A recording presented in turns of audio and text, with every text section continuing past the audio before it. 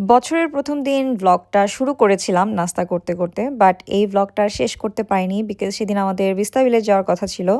But Masud একটি জরুরি কাজে আটকে যায়। সো আমাদের আর বাইরে বের হওয়া হয়নি। আমি সারাদিন বাসায় রান্নাবান্না করেছি, নিজের মতো নিজে থেকেছি। এটা হচ্ছে পরের দিন সকালবেলা যেদিন আমি অফিসে যাচ্ছি। মাসুদ যেদিন সকালবেলা সময় পায় সেদিন চেষ্টা করে বাসা থেকে আমাকে ট্রেন স্টেশন পর্যন্ত একটু ড্রপ করতে। এতে করে আমার অ্যাটলিস্ট ১০ থেকে ১৫ মিনিট সেভ হয়, আমাকে আর বাসের জন্য ওয়েট করতে হয় না। Happy new year Masud. নতুন বছরের প্রথম অফিস। আমুকটা এরকম ফুলে আছে কেন?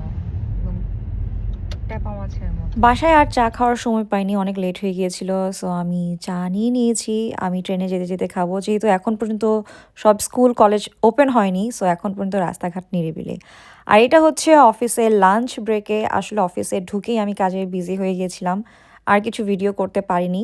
আর আমি অফিসে আসলে ভিডিও করতেও চাই না, কারণ আমি চাই আমার সোশ্যাল মিডিয়ার প্রফেশনাল লাইফ আর আমার লিগ্যাল প্রফেশনাল লাইফ বা সিভিল সার্ভিসের প্রফেশনাল লাইফটা যেন সম্পূর্ণ আলাদা থাকে। আমি দুইটাকে একসাথে মার্জ করতে চাই না। বাট যেহেতু একটা ডেইলি ভ্লগ, আমি লাঞ্চ করছি, সো লাঞ্চের ভিডিওটা আপনাদের সাথে শেয়ার করছি। আর এই বছরে আমার একটা প্রতিজ্ঞা হচ্ছে, আমি যতটুকু পারবো বাসা থেকে টিফিন নিয়ে যাব। বিকজ আমার অফিসটা যেই এলাকাতে, সেই এলাকাতে তেমন মজার কোনো খাবার পাওয়া যায় না হালাল। আর সেই কারণে আমাকে প্রতিদিনই লাঞ্চে স্ট্রাগল করতে হয়। নিজের হাতে বিরিয়ানি নিজেই কেন জানি লাঞ্চ টাইমে খেয়ে আর মজা পাচ্ছিলাম না। সো নেমে গেলাম অফিস থেকে নিচে। আমাদের অফিসের উল্টো দিকেই নতুন একটা ক্যাফে হয়েছে। সো মনে হচ্ছিল ক্যাফেতে গিয়ে দেখি নতুন মজার কোনো খাবার আছে কিনা। আর যেহেতু লোকাল বিজনেস, সো আমার কাছে মনে হয় লোকাল বিজনেসকে অবশ্যই সাপোর্ট করা উচিত। তার মধ্যে তারা মাত্র ওপেন করেছে ব্র্যান্ড নিউ একটা ক্যাফে।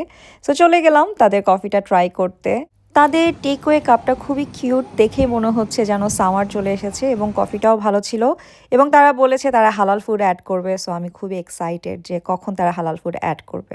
আর এই হচ্ছে অফিস ছুটির পরে আমি এখন যাব কোথায়? এখন আমি যাব আমার শপ মাবরুর বাই নিশাতে। কারণ আজকে অনেক দিন পর দেখা হবে শামিমা আপুর সাথে।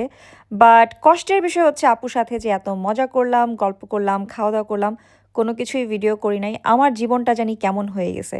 এখন যখন আমি খুব সুন্দর একটা সময় কাটাই, এনজয় করি, ওই মোমেন্টগুলো কোনো একটা কারণে ভিডিও করা হয় না, ছবি তোলা হয় না, এবং আমি পরবর্তীতে রিগ্রেট করি এটা চিন্তা করে যে এই স্মৃতিগুলো আমি ধারণ করিনি। বাট ভালো লাগে যে আমি যেই মোমেন্টটাতে থাকি ওই মোমেন্টটাই এনজয় করি ফুলেস্ট। আর এই তো ট্রেন স্টেশনে চলে আসলাম, আর এই তো আমার ট্রেনও চলে আসলো।